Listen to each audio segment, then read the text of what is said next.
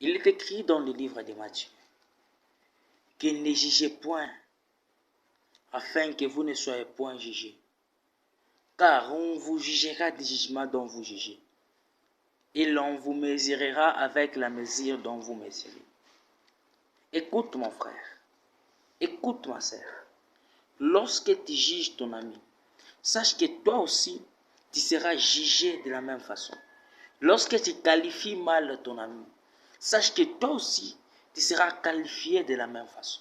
Changeons notre habitude, changeons notre façon d'agir. Nous allons lire ensemble dans le livre des Romains. Nous allons lire ensemble Romains chapitre 2, le verset 1. Lisons la parole de Dieu.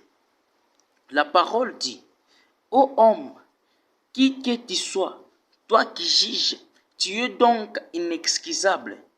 Car en jugeant les autres, tu te condamnes toi-même, puisque toi qui juges, tu fais les mêmes choses.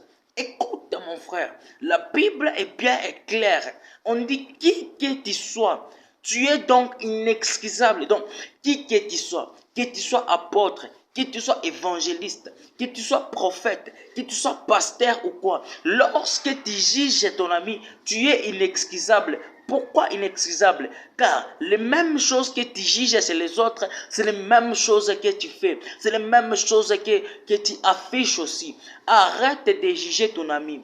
Arrête. Dieu n'aime pas ça. Lorsque tu voles, il ne faut pas juger ton ami qui vole.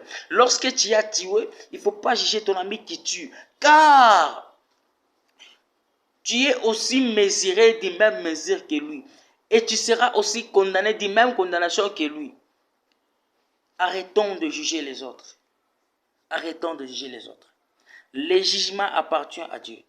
Il n'y a que Dieu seul qui peut juger. Il n'y a que Dieu seul qui a le pouvoir de juger dans notre vie. Le jugement appartient à Dieu. Ne juge pas ton ami. Lorsque tu vas ton ami commettre une erreur, une faute, au lieu de lui juger, mais aide-lui plutôt. Au lieu d'aller lui critiquer, lui juger, lui condamner, mais appelle-lui, aide-lui, aide-lui, conseille ton ami. Au lieu de juger, conseille. Shalom, que Dieu vous bénisse.